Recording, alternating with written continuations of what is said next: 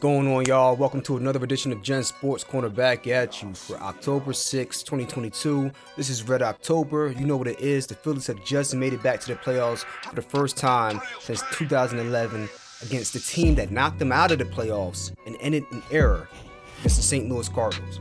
Before I get into it, make sure you like the video, subscribe to the channel, share with your friends, family, whoever, and leave a comment. And click that notification bell so you know every time I drop new content. Without further ado, let's get into it. Give a playoff preview of these Philadelphia Phillies against the St. Louis Cardinals. We're traveling out to the Midwest, to Busch Stadium, to go take a best-of-3 series in this new playoff format, which, hey, if it wasn't for this new format, we wouldn't be here, but that's neither here nor there. Who cares? We have a chance to go ahead and make a nice run here. So let's just give a little background about where we started, how we got here, because it's very important.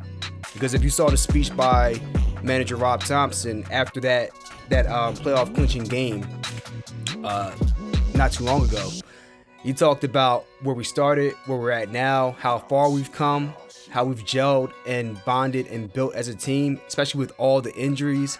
Gene Segura going down, Bryce Harper going down, Zack going down in the second week of August, all these injuries.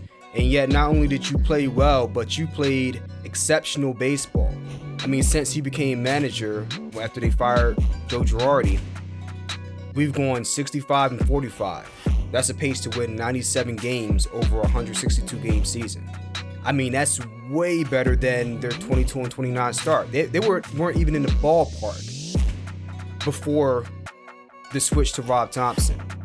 Now, mind you, 2020, 2021, the pandemic season, and then the year after, disappointing, especially 2021. We right on the cusp, but we're not able to keep up the pace down the stretch, and we fell short. So we're finally back, and you look at this lineup and this pitching rotation, and you have to give credit to a lot of guys on here that have been here for the past couple years that haven't ever been to the playoffs. You look at guys like Gene Segura, look at guys like JT Realmuto. They've never been, ever. So they don't know nothing about nothing. I don't think Aaron Nola's been to the playoffs either. So you're talking about all these guys that finally have crossed that threshold to get there. Okay? Bryce Harper hasn't won a ring, but he's actually been to the playoffs, right? So he knows what it's about. So let's look at the Phillies and where they're at now. Ended the season 87-75, and they were a little bit shaky down the stretch. I didn't like that. However, we have a very strong lineup. Bryce Harper back healthy.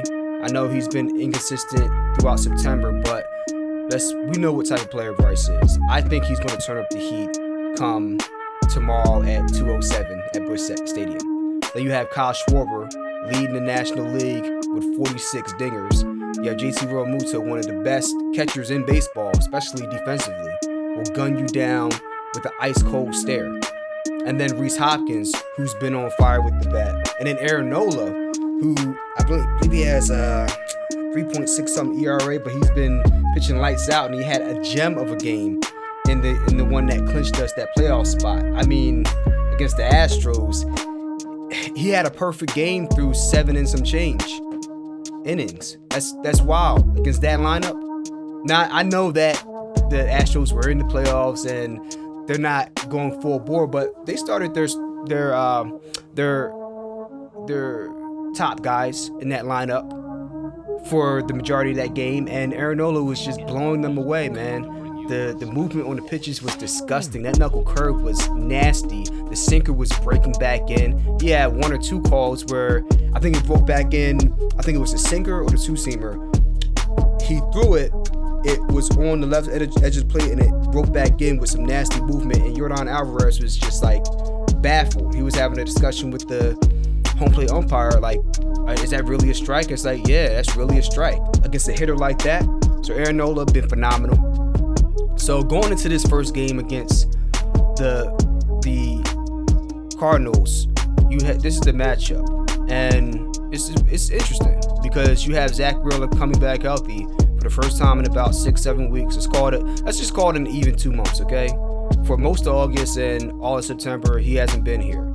They're giving him the ball to lead off this playoff charge, okay? And he is going against Jose Quintana for the Cardinals. Zack Wheeler, 12-7, 2.82 ERA. Jose Quintana, 6-7, 2.93 ERA. Both pitching very well this year. And you look at both teams down the stretch. We had 2 separate losing streaks of about 5 games going down the stretch. And then the Cardinals, not really much better. They only won 1 out of their final 4 games against the Pirates, who are just like down in the basement. They're in the dungeon in terms of like how good they are. But that's neither here nor there. You get into the playoffs, the slate's wiped clean. We're not even thinking about the season. We're thinking about who can be hot now. So if you look at this matchup, I really like where the Phillies are in a 3-game series. You have Zack Wheeler in this game. You have Aaron Nola in game 2. And then you have Ranger Suarez in game 3. That's a really good 1-2-3 combination if you want to give yourself the best chance to win the best of 3. So you look at Wheeler, not just this year, but against the Cardinals. This year, Wheeler, he's been really good. His first pitch strike rate is 67.2 this season, best of his career. He's also generating a 31.4% rate of having swings outside of the strike zone, another career high. And then the Cardinals, they also chase a lot. They chase outside of the zone 31.5% of the time, so again, that bodes well. In addition to that, Zack Wheeler, his history against the Cardinals, they don't hit very well against them. They're only hitting about 224 against them with a 265 on-base percentage and 107 at-bats. Furthermore, I got more, trust me. Paul Goldschmidt, MVP frontrunner, yet to home off of Wheeler, and is only hitting 217 and 23 at-bats. I really like the matchup going into this with Wheeler taking the mound. And then on the flip side, the Phillies have hit well against Quintana. They've hit 256 against him. So I really like that. And then moreover, they hit well against southpaws. So we're hitting 266 against lefties, and we're tied for third on base percentage against lefties with a 337 OPP. So I think that the Phillies, especially where they're hitting with Kyle Schwarber at the beginning of that lineup, you get a 2-3 run lead. I think that Wheeler can pitch well enough to hold that lead. Maybe we win 3-1, maybe 4-2. That's the way I'm feeling about this game right now. So I think they can get an early lead against Quintana and allow Wheeler to go to work, do what he does, and get out of here with a win in the opening game. And then that puts a lot of pressure on the Cardinals in game 2 going against Aaron Nola, who just came off of damn near pitching a perfect game.